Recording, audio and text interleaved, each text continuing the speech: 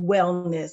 I am Rhonda J. Smith, Chairman of the Nutrition and Wellness Committee of the Alpha Kappa Alpha Sorority Incorporated, Alpha Rho Omega chapter. And we are so glad that you've tuned in today.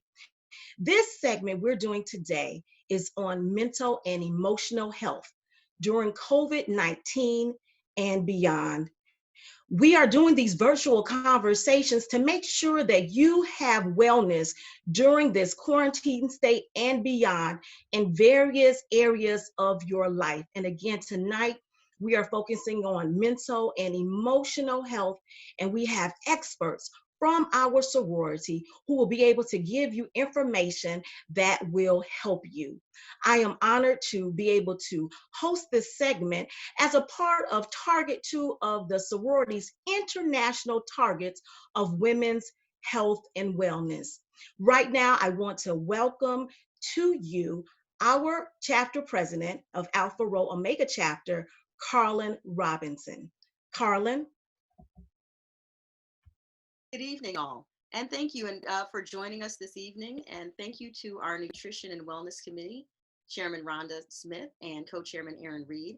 And thank you to our panelists that will be speaking to us this evening on mental health. We appreciate your taking the time to join us. And we wanted to do this evening to make sure that we are taking care of all of our health. We know we take care of our physical health, we should be. And when we take care of our friends and family, et cetera, but we don't always remember that mental health is important. And sometimes we're sitting here, especially now, we are isolated together, but we are isolated. And sometimes that triggers some things that we're not really sure about. And so this is a safe space to talk about it. Mental health is with us.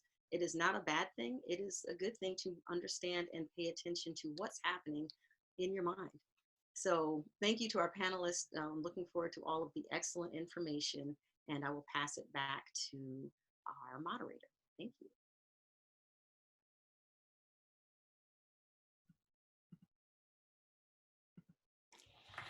Good evening. We have three wonderful guests on our panel today, and I would like to take a moment to introduce them. We first have Dr. Kim Wallace Smith, is a professional psychologist who has history in providing an array of clinical and forensic psychological services.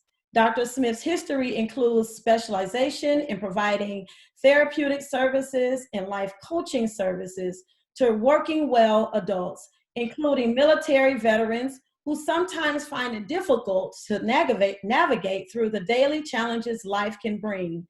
She has a solid background in working with a diverse group of adults, children, couples, and families, from working in the child welfare system for over 25 years, as well as in the juvenile justice system for the past 15 years. We welcome Dr. Kim Smith. We also have Lanaya Leonard, who is a master's level social worker in the state of Michigan. Her experience includes clinical supervision, program development, mental health therapy, and consultation. Her practice history includes working with patients who have moderate to severe mental health diagnosis in private practice, as well as community mental health agencies. She has worked with fully integrated health teams that focus on comprehensive physical, mental, and social wellness. Currently, she has a private practice and supervises a crisis center. And so we welcome Lanaya Leonard. Last but not least, we also have Dr. Rihanna Elise Anderson, who is an assistant professor in the Department of Health, Behavior, and Health Education at the University of Michigan School of Public Health. She earned her PhD in clinical and community psychology at the University of Virginia and completed a clinical and community psychology residency at Yale University School of Medicine and a fellowship in applied psychology at the University of Pennsylvania. In research and practice, Ms. Rihanna uses mixed methods to study racial discrimination and socialization in Black families to reduce racial stress and trauma and improve psychological well-being and family functioning. Rihanna is the developer and director of the Embrace, which means Engaging, Managing, and Bonding Through Race program for Black families, and loves to translate her work for a variety of audiences, particularly those whom she serves in the community via blogs, video, and literary articles. Rihanna was born in, raised for, and returned to Detroit to do exactly this work. And so we welcome Dr. Rihanna Elise Anderson. Thank you so much. That was Erin Reed, and Erin is the co-chairman of the Nutrition and Wellness Committee. You all have seen that we have members of our sorority who are experts in this area of mental and emotional health. And even though they have these degrees, we want this discussion to not be so high level that you won't be able to relate to it. And I believe that the women that we have on the panel are quite relatable. So we want to, even though we have questions planned that we are going to address, if you have questions, if you have a comment, make sure that you type it in the Facebook chat, and we'll be looking at those, and we hope to get to as many as possible. This is part one. We will be doing this again next week. So perhaps if we don't get to some of your questions or comments this week, we will be able to get to them next week. But my first question is directed toward Dr. Rihanna. And please give opening statements, some of your thoughts about the times that we're living in right now, but also make sure to answer this. What do you sense should be our focus in this hour? Dr. Rihanna?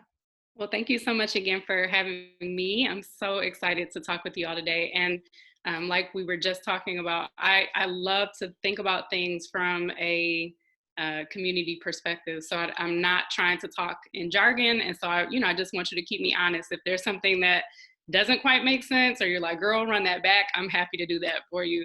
But today, really, what I want to think about is, as Black women, we have worn masks for generations, right?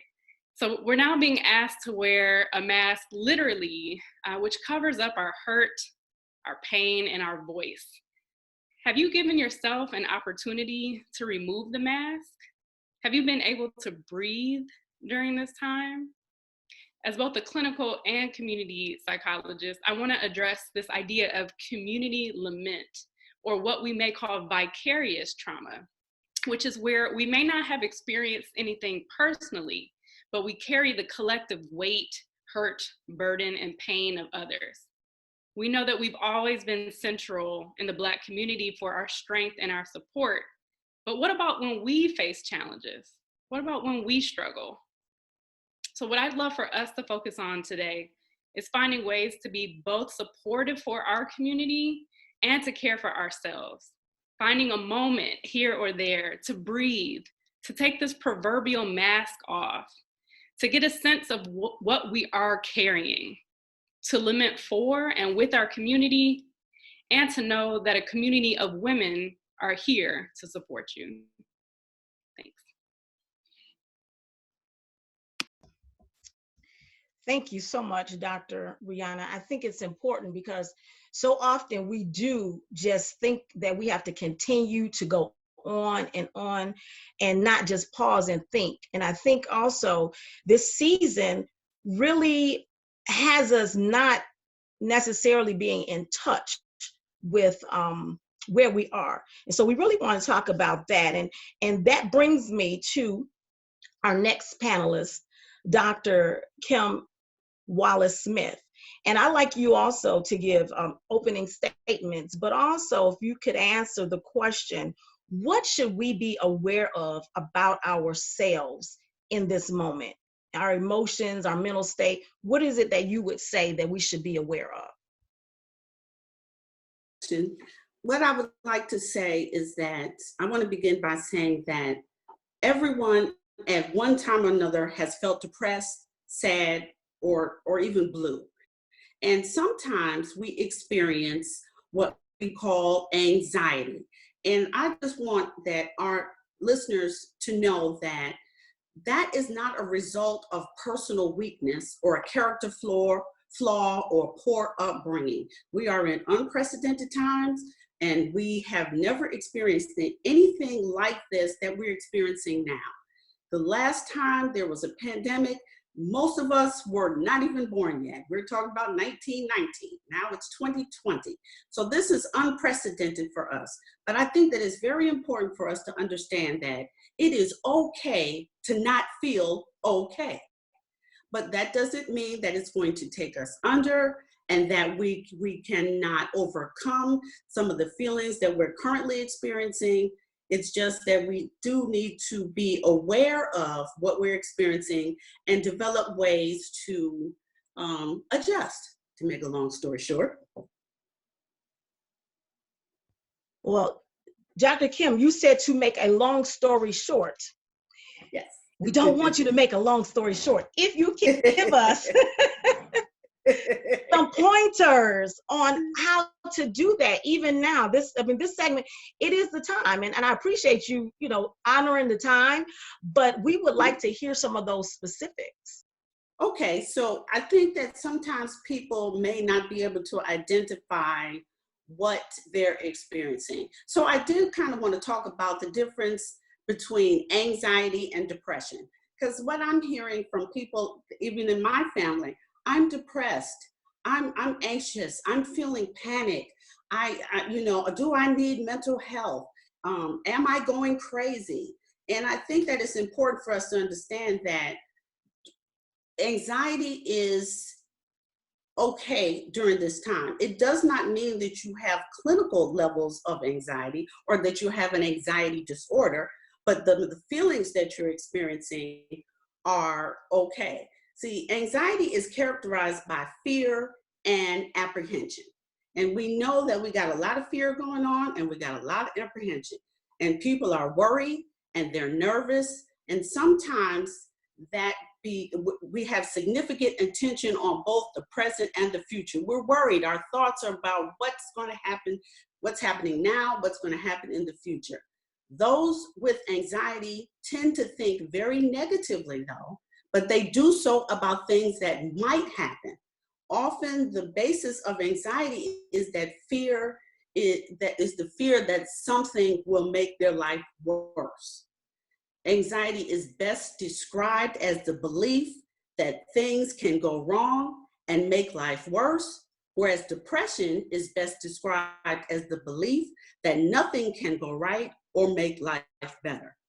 So physically, anxiety tends to cause an activation of feelings and sensations like rapid heartbeat or sweating or feeling panic, while depression seems to cause an absence of feelings and sensations like no positive feelings, feeling like it's not worth getting up, or feeling like a lack of energy. But that's different. Anxiety disorders are different. And an actual clinical anxiety disorder is normal. It differs from developmentally normal fear or anxiety because it's excessive and it's persistent beyond our developmental appropriate periods. So for example, they're different, but they're not transient. They're different from transient fear or anxiety. So for example, you may have anxiety because you have to take a test, or you may have anxiety because you're starting a new job, or you're going to a new school, or those are things that's normal anxiety. That's normal anxiety. But clinical anxiety is excessive anxiety and worry, apprehension, and it occurs more days than not for at least 6 months.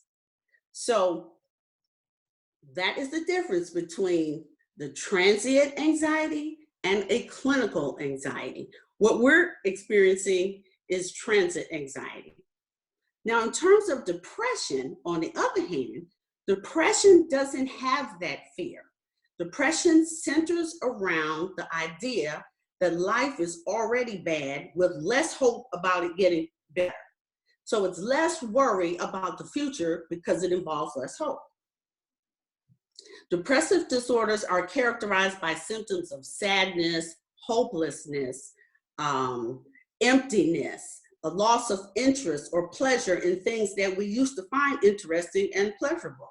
It could include feelings of loss of energy. The bottom line, it involves less hope.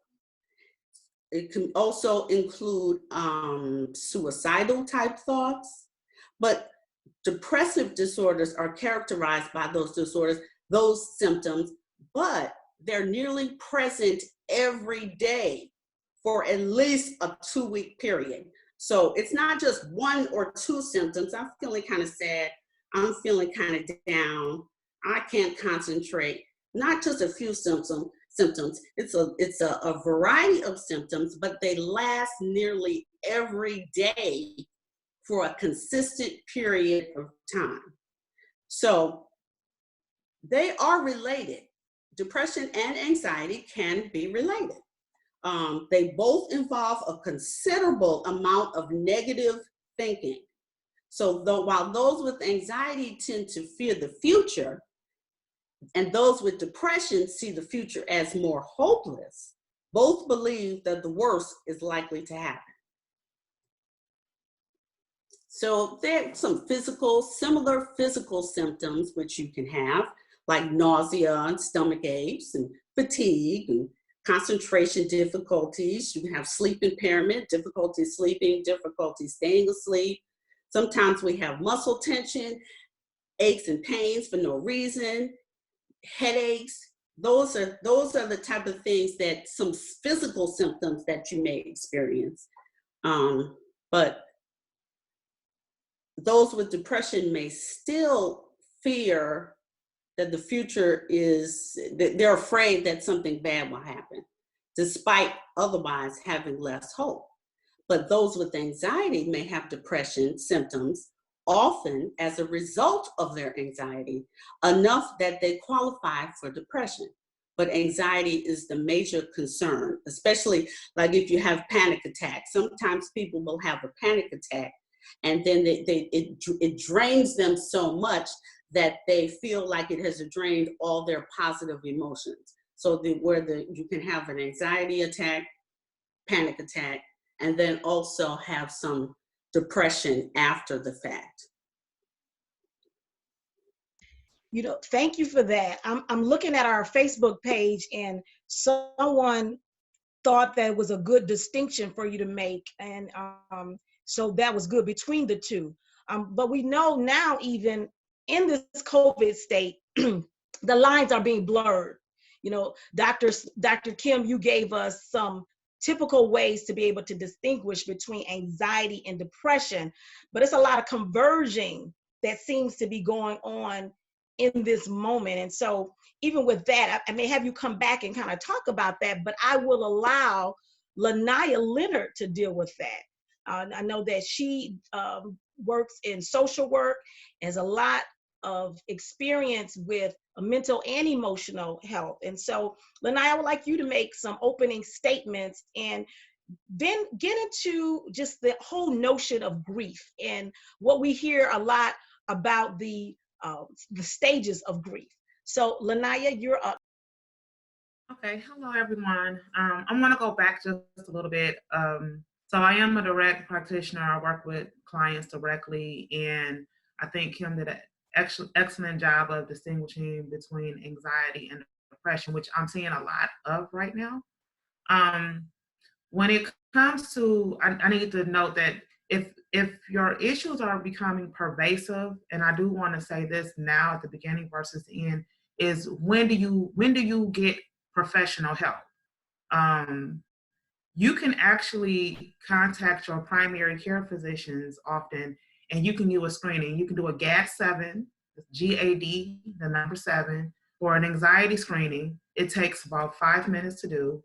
And for depression screening, you can get a PHQ-9.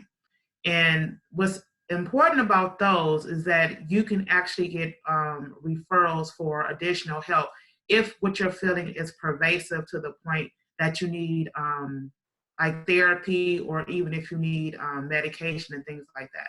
So those are just two simple tools that I do a lot of education in the community on, because a lot of people, when they go to their primary care physicians, they focus on their physical health and they don't necessarily know what to ask for or how to bring up the conversation.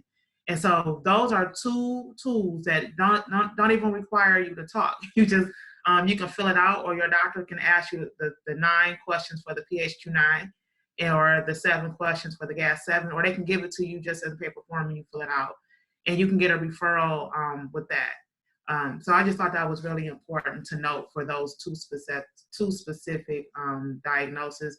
If it's pervasive enough, if you see that you're crippling and you can't focus, and you know when you're starting to get in touch with yourself and you're noticing that you need a little bit more assistance and that you're not able to manage on your own, those are 2 things you can do. Most doctors have telehealth. And so you don't even have to go into the doctor's office right now, and you can just ask for it. So I know a lot of people have been successful with that, because I do, like stated in my intro, I work at a crisis center, and some of the, what I'm seeing now are people who don't necessarily have crisis, but some of them just don't know where to go and how to access help and how to get treatment. So right now, I think it's very important to just explain those parts of, you can get help. There is treatment available. You can even get counseling if that's what's needed for those 2 specific diagnoses, because right now, I don't want to get into PTSD, which is going to be another major issue. But right now, at the beginning, we're definitely seeing an upward trend of people experiencing anxiety and depression, some for the first time. And for others, it's not the first time, but there is increasing. So, those are just things that can help get a handle on it. As far as grief and loss, I think that right now, without getting too technical, a lot of people have experienced different losses. And because of COVID-19, the human interaction that we typically have in place to help manage our feelings of grief and loss, some of those have been taken away from us. For example, and I'm just going to use myself as an example. I had an uncle who passed away a few weeks ago, and the funeral, and I have a very large family, the funeral was limited to 15 people. And so there wasn't really closure for the majority of the family. And it was 0 closure for the family who lived out of state, because they couldn't travel here. And then, just the bonding time and, the reminiscing time, it just didn't occur. And so for a lot of people, I don't think that they're aware of the self-care and how can I put it? I'm not sure that everybody identifies the things that they do on a day-to-day basis to stay emotionally healthy. And when things are taken away, they're not noticing that was helpful. So like for a funeral, it's helpful when you meet and hug and greet family. It's helpful when you talk with that person. It's helpful when you see families you haven't seen in years. All of that's helpful in the processing of grief and loss for a lot of people. And with the COVID-19, that has been taken away from so many people. And the overwhelming feeling of, not knowing when this is going to be over, not knowing if you're going to be next, not knowing if it's going to happen to another family member, or if you have multiple who are sick, that's a major. And we don't talk about it. Like we're all experiencing a lot of things at the same time, but we don't have a lot of safe places to talk about it. And a lot of the ways that we cope with a lot of different things is just simply not there right now. So, you just have to really be in tune with yourself and what you're going through physically, and be aware of the things that, some things that were helpful in the past are not here. And we don't know if things are going to resume back. I say often these days, we have to prepare for the new normal. And a lot of people thinking life is going to go right back to how it used to be. Not necessarily. We have to adjust and adapt, because we're all going through a transition.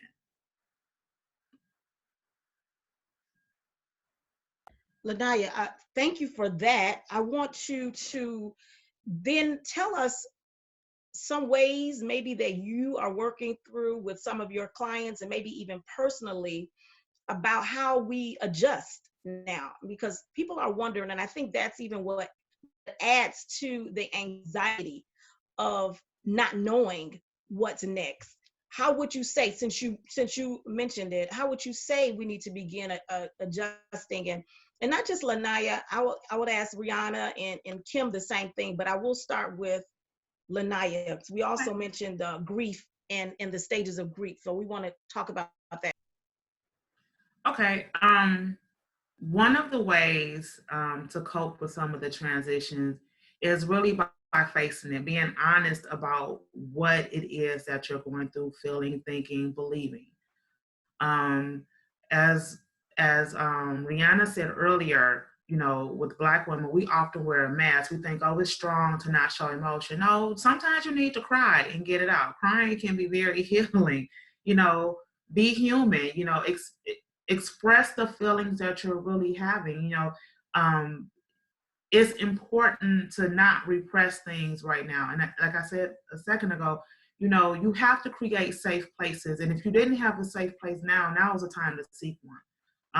One thing that I encourage people to do is really explore in your own environment, places where you can just go and relax and be you. For a lot of people who have families, it's actually their car. You know, they talk about how they just get away, just sit in their car because there is no one around. They cry sometimes in their car. Others, it's their bathroom, and it's okay. There's no wrong answer. You have to look and seek and explore for yourself. And in those moments of just, you know, just being with yourself, be honest about what you're feeling, and then start exploring. You have to, everyone doesn't necessarily get to their self-care themselves. I know a lot of times I hear people talk about self-care with, you know, getting hair done and getting nails done. Well, now you don't have that. So what are some things that you can actually do that you have full control over, that you can do in your personal space that is enhancing for you? And it's different things for different people. So just quickly, a couple of that works for a lot of people is journaling. Some people like, I don't like to write. I mean, some people are addicted to their cell phones. I'm like, get a journal that you can journal on your cell phone. You know,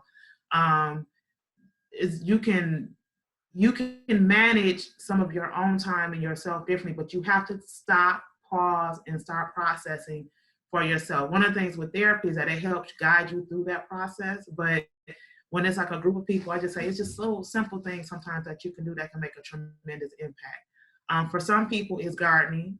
Going out, putting their hands in the earth and touching. I know our weather hasn't been the best in Michigan, but you know, sometimes just touching the earth and I tell some people, even if you can do it barefoot, you know, it's grounding. That's relaxing for anxiety, and it's a treatment for depression as well. Another thing people could do in the transition of just, you know, normalizing things and just relaxing and releasing is exercising. That's very, again, helpful for both anxiety and depression. And then controlling what you eat. One of the things that I try to do immediately with some patients is when they say they have anxiety and they're through the roof, it's one thing that I've learned from a psychiatrist, like, you know, monitor your caffeine intake. You know, learn what's triggering some of your symptoms sometimes. You know, sometimes your diet can actually make some symptoms worse. There are foods and there are things that you can do that can help manage some of those symptoms. But you have to, like, you know, stop, take a couple of deep breaths, and make a decision that you want to do something for yourself to help you feel better and cope better and experience life and normalize certain things. Last but not least, and these are just a couple of quick little tidbits. I tell people, if you know going on social media or watching the news or listening to the president or whatever is going to really upset you, turn it off. You know, we have full control over turning certain things off. Like, you know, we got to be careful what we feed our brains. If it's toxic, don't allow it in. Turn it off. Instead, if you just have to have electronics, play some good music. Play a song that you know makes you happy. It's like, take full control over your life and what you allow on your body, in your mind, in your soul. If you are a religious person, and you, again, call your pastor. Like, it's just, we have so much control. We just sometimes don't break it down and figure out what it is that we can do right now in the moment during all these different transitions. So I just wanted to get that out there. I'm sorry that I went a little long on that, but I just I appreciate that, but I'm sure Dr. Rihanna or Dr. Kim, would you like to come on and say so? Okay. Lanaya, you covered so many bases. Thank you so much for those suggestions. So just wanted to highlight a few of the things that you talked about, just to clarify a bit. So seeking therapy, right? This idea that I need therapy is something that I just want to address quickly. And Lanaya said it, I just want to say it another way. When your functioning is off. So right now, everybody's going through things that are different. Like I'm not physically driving to Ann Arbor, or I'm not, going to work out somewhere, but like, I know when my functioning, not my physical kind of expression, but my functioning is off. So I was experiencing like walking into walls at one point. Like I had such bad headaches and migraines that I couldn't even walk straight. Something was off with that, right? So I'm not going in a straight line. That's when my physical functioning at that point was off. So for your mental functioning, if you know that looking outside of the window typically brings you joy, and when you look out now, there are tears starting to well up in your eyes and they're starting to pour out. That is a change in your level of functioning. If you cannot get out of the bed for several hours, that's a change in your level of functioning. So these are concrete things that, as Lanaya was saying, if you take a moment to assess, take stock of, get a sense of what is going right and what's not quite going right, what's different from what it used to be, in a way that is making it challenging or difficult for me to move forward today, that's when we're talking about needing a certain level of assistance. And we, as someone who advocates for it very much, I not only provide it, but I receive it. And it's something, as Carlin indicated at the beginning, like, why would we neglect our mental health if we're taking care of our physical health? And another way that I put it is, if you drive your car down Jefferson and you hit all these potholes, you need to take that thing to a goddamn maintenance man. We all need to take care of the bumps and the bruises and the shoddy tires and within our bodies, within our minds. We know it's time to get maintenance. And so don't think of it as, oh, maybe I'm a Black woman. We don't talk about that. We don't do that in our community. Absolutely. Many of us do. And if you feel like something is off, it doesn't matter what anybody else is doing. It's for you and what you need. So I really just want to highlight that getting care for oneself is the most loving thing one can do, and what we should be doing. So that's therapy quickly. As also was indicated, we're being hit with race-related things. So as Black people, we're being, more predisposed and less likely to be treated, right? Detroit is being hit in the news. Everything about our identity and who we are is being hit. And if you're seeing that and you're experiencing that and it's a bit overwhelming, really be mindful again of cutting that off, because it is hard. It's attacking all of our identity. Lanaya mentioned several great strategies. So again, writing, talking to someone or something. And the one thing that I just want to, two things briefly. One, when we talk about self-care, sometimes people build a mountain over what it looks like. Well, I have to spend 5 hours doing X, Y, and Z. Y'all, we have 168 hours every week.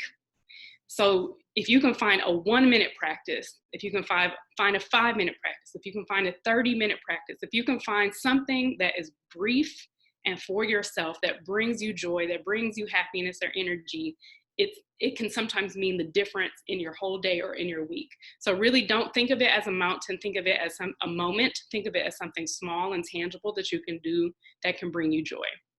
And finally, with respect to grief, there's grief with the loss of life. There's grief with the loss of our physical functioning, perhaps. So I experienced some illness myself. I lost taste and smell, and I was like, that's something I love. Like, I love food. I want to have that sensation back.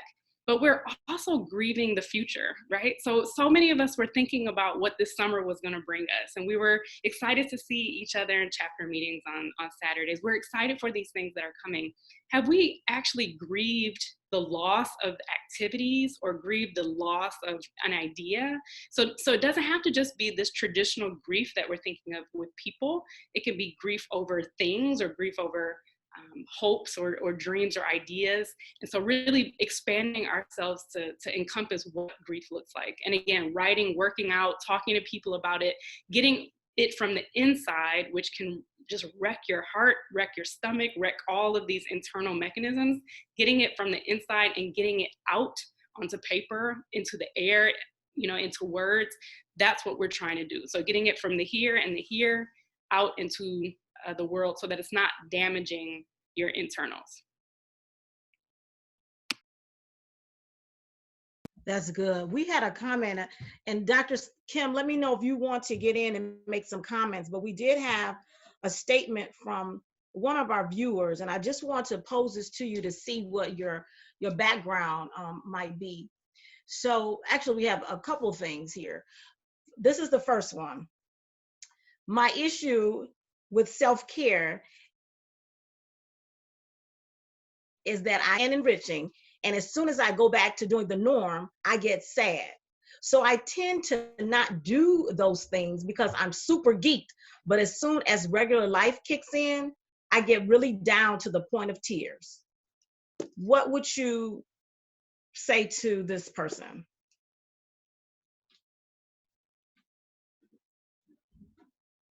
Anybody can answer. Okay, yes, it doesn't matter who. Okay. Well, I feel that I would just say that, you have to control what you can control. And it starts with your thoughts. And if you think that things aren't going to get better, then what you think determines how you feel, and what you feel determines how you behave. So it starts with your thought. And I think that you just control what you can control. It's okay. I think I began with saying that it's okay to not feel okay, which I should have said it's okay to not feel okay all the time. Like Soror Rihanna said, it's 168 hours in the week. So, it's okay for us to do things that make us feel good, even if it's only temporarily, but we need to try our best to do something that is comforting for us. And we just have to understand that, we have to do those things to help it last, even if it just helps us momentarily. That's what we're striving for. We're striving not to be feeling anxious or sad all day long. We're looking for momentary pockets of feeling okay. I think that the Soros came up with made some really good suggestions, walking and journaling and turning off the TV and things like that. But we have to find the things that make us feel okay, even if it's only for a short period of time, and that's okay. Got you.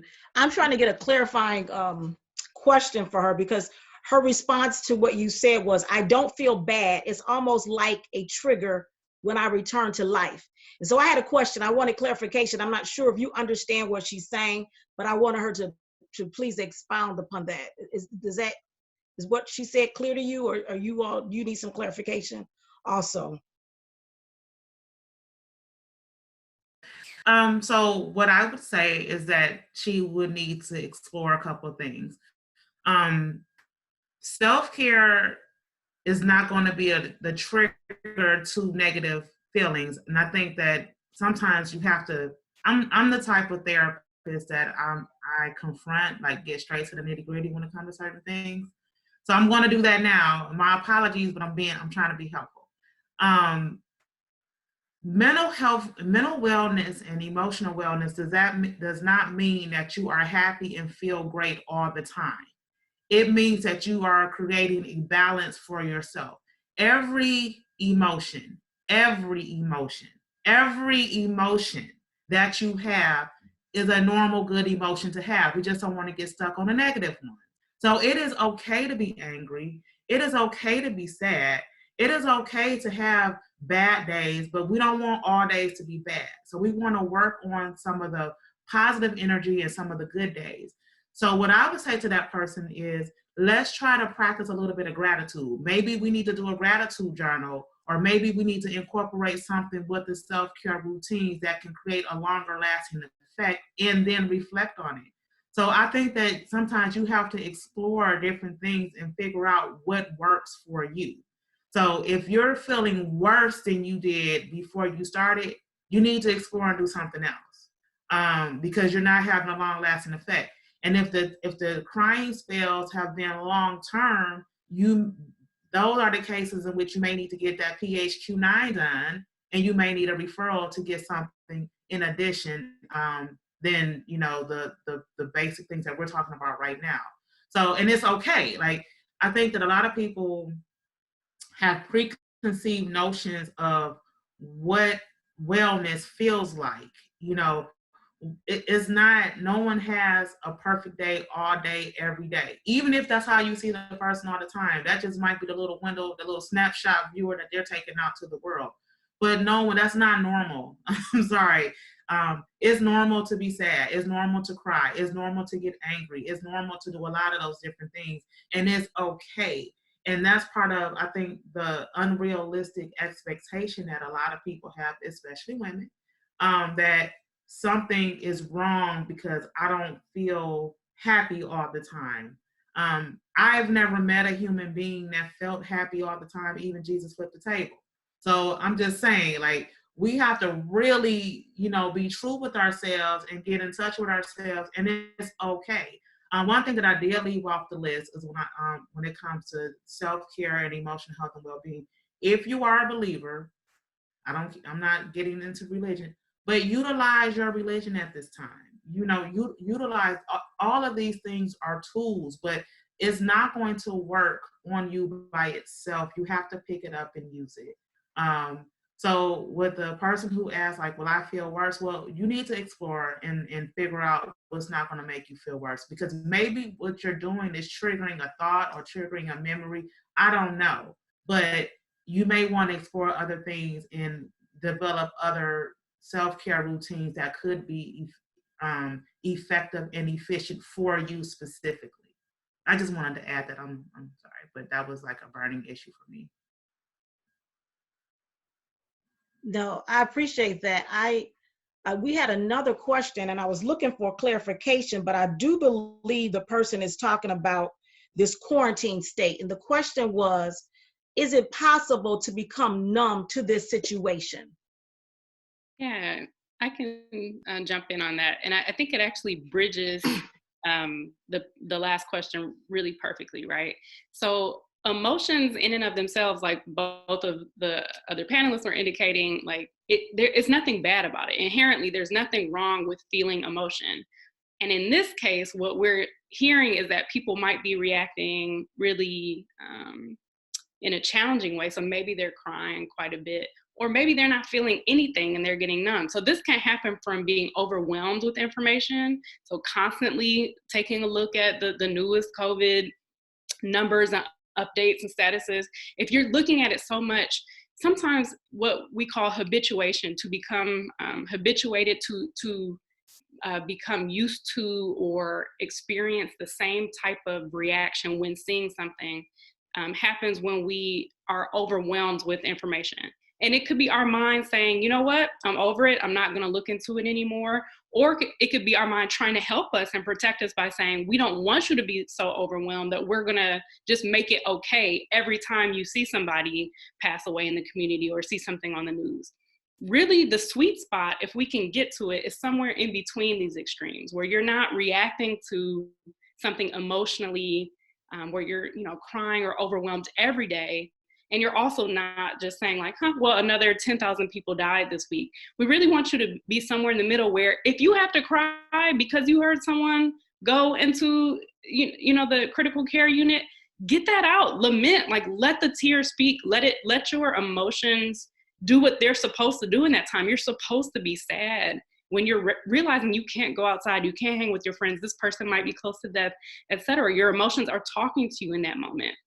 But you also don't want to be overwhelmed by that, nor do you want to shut them off so much that you're numb to it and you're not crying when someone is experiencing something. So finding that sweet spot in the middle where you're acknowledging your emotions on the one hand, but again, learning to regulate and modulate and say, I'm not gonna take in so much information today so that I become numb to it. I want to be somewhere in the middle where I'm feeling, but I can regulate, I can turn off, on, and kind of like squeeze that sweet spot.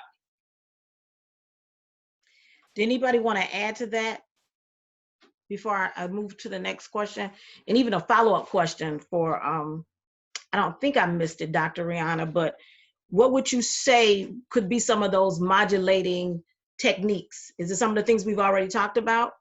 Absolutely. Yeah. So, Okay. you know, and I saw Kim also wanted to chime in. So I'll just briefly say, again, if you have to cut something off, if you have to walk outside, if you have to get away from something, like that's perfectly a modulation. If you have to reduce the amount of sweets, like I know when I'm eating sweet stuff, my heart is racing more.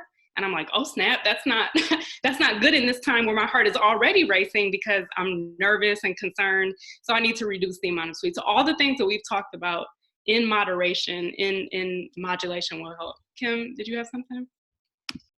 That's exactly, I agree 100% with both of the panel, ladies on the panel. There's no one size approach to treating what we're feeling, our anxiety or our depression. We have to try various things. We have to be somewhat creative, but we also have to understand that I'm okay, I'm going to be okay. And if I'm sad today, I'm sad. If I'm crying, it's okay for me to cry. If I'm angry, I've had patients tell me that I feel guilt during this time of this pandemic because I feel like there's something I should be doing.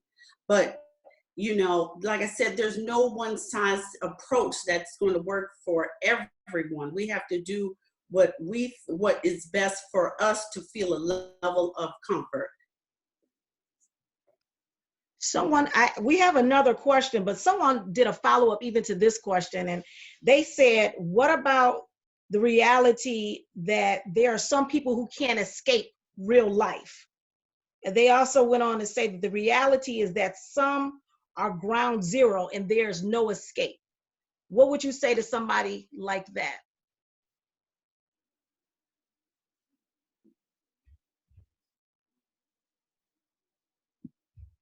I'll briefly chime in on that. Okay.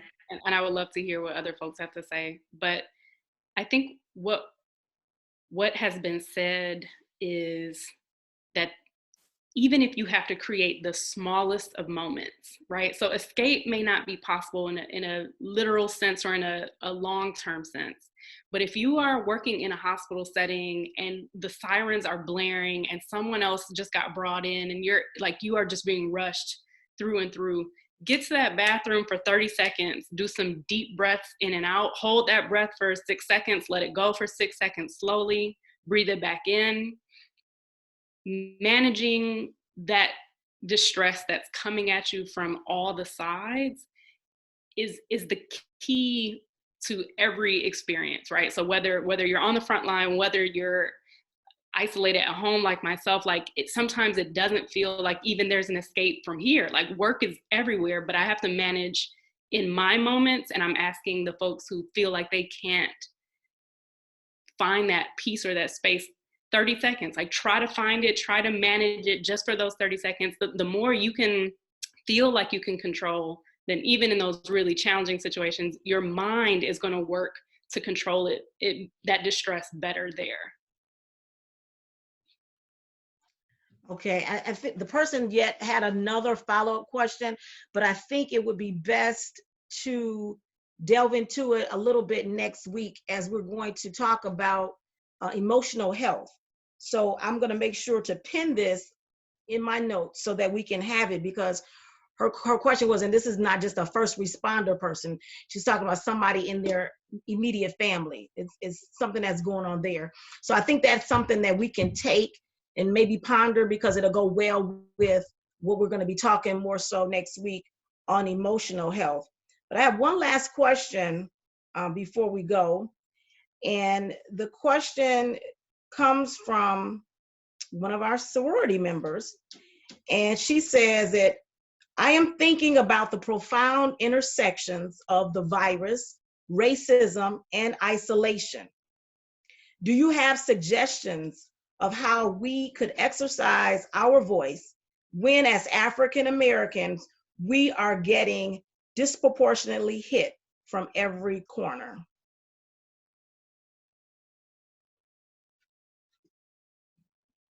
And again, you all, these are some deep questions. They are. You know, you all are clinicians, but some of these are kind of research-based information. You know, okay, Dr. Rihanna, you have something you'd like to say. But again, we will be here next week. So if you want to hit on it this week and delve in deeper next week, we can do that. All right, y'all. So this is my research, and I just want to say I was on Twitter this morning, and I wrote exactly that. I said, what about when God has purposed me in my spirit to help communities be happy, healthy, whole, Black communities in particular, and I'm at home looking outside, and I can't do a nary nan nothing about it. And folks are congregating. People had a party yesterday. I went to go drop off something for Mother's Day. There was a party happening, and I was like, I don't even know what to say to my own people. As we've been saying all day today, me giving words to that, me saying it, me getting it from my mind to the proverbial pen or Twitter, whatever you want to call it, like that is step one. Me acknowledging I feel helpless in this moment. As someone who has spent 10 years getting trained to work on race-related issues with Black families, and here we go having Black families and communities ravaged by this disease, and I can't do nothing about it. Like, that's step one, me saying, I feel helpless. I don't know what to do. Okay, so I said that. At the end of the day, when I go to Twitter and I see all the people who are going to say, well, have you tried this? Have you thought about that? Now I'm starting to bring together voices of people who have thought about, well, what can we do about this? Including Detroiters ourselves, right? So like, I'm taking it from out of my mind where it's been ping-ponging back and forth about me being worthless and purposeless and all that jazz. I'm getting it from here into the world. Now the world is communicating back to me. Now I'm gonna take it back to other folks at, Detroit Department of Public Health. Well, what can we do to make messaging better? How can we figure this out? It has to start organically from like your mouth. You have to be able to say, this is my concern. This is what I don't know what we're doing. Okay, you got folks in the house, talk to your folks in the house about it. You got neighbors that you can yell to safely and say like, well, what can we do about, our neighbors down the street? Can you impact one person? Can your actions change one person? I got my mama to not go out the house. That's a win, right? Like that's one person that I help. That's a Black woman who I help not to be exposed to COVID.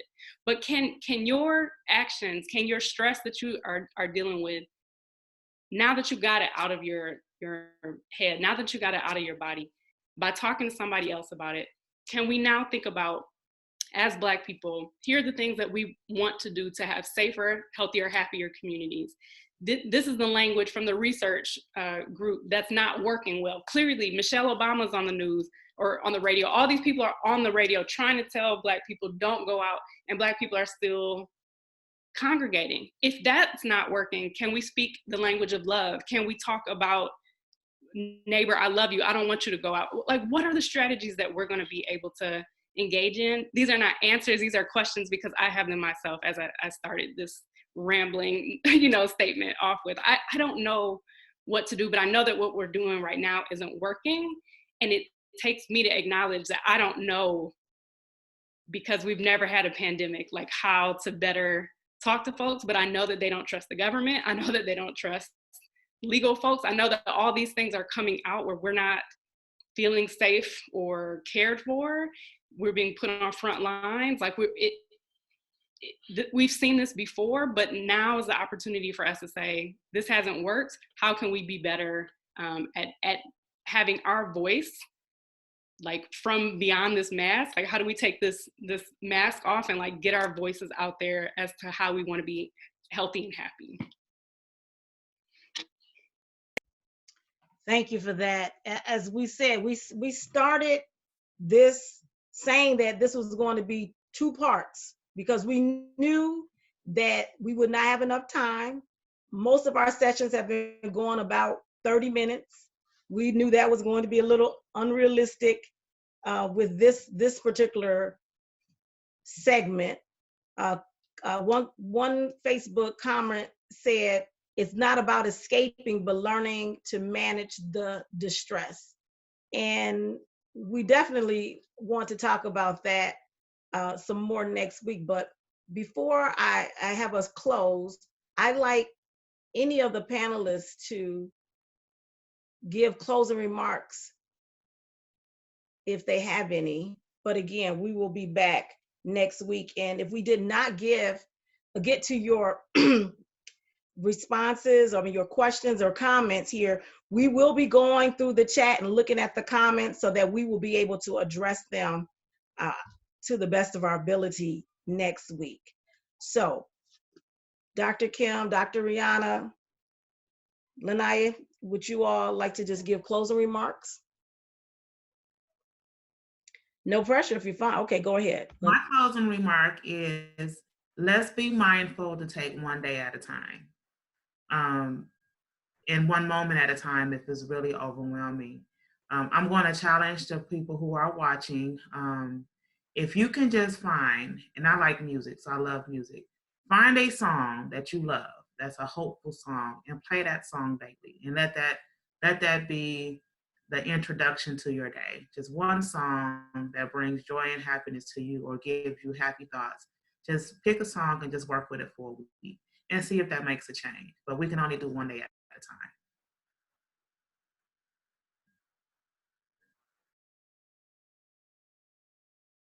I like that, Lanai, and I'm in agreement with her. And I think with one closing remark, I would just like to say, once again, there's no one size fit all approach to this. And that if we can just take one day at a time, just one day at a time, this is just a snapshot in time. It's just a snapshot. So just one day at a time to do something that's going to make us feel like we are in control. That's something, just one thing that's going to make us feel good. And only you know what that one thing is. But please try to do that. At least one thing that's going to help you make you feel good, to help you make it through the day. Okay, and Dr. Rihanna. Yeah, I just wanted to close with saying that I love you, and love is a very powerful tool that we can use to keep each other safe. So if that means doing all the things that these lovely panelists indicated because you have love for yourself, or you know that someone else loves you, like that is, it can be an incredibly powerful tool. So know that you are loved today. Know that you have the power of loving others and letting them know that they are loved, and that can mean the difference between them going out and doing something or taking care of themselves. But expressing love at this time is a tool that I think is not spoken about frequently as a public health strategy or a mental health strategy, but it is something that I believe in very deeply. So know that you are loved today, beloved. Mm-hmm. Mm-hmm. I like that.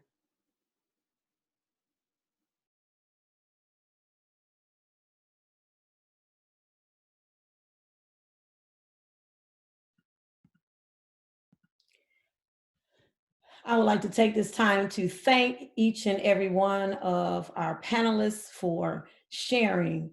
You each have shared a wealth of information. So I'd like to thank Dr. Kim Smith, Lanaya Leonard, and Dr. Rihanna Anderson.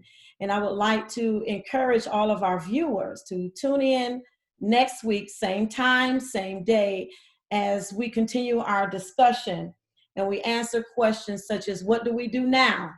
And how do we move forward?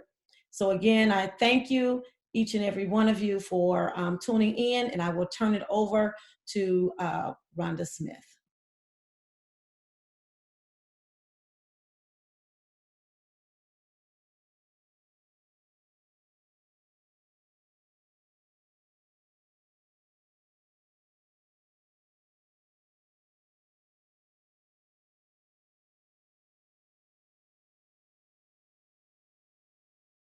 Aaron, this is Carlin. I think Rhonda's feed may have been disconnected.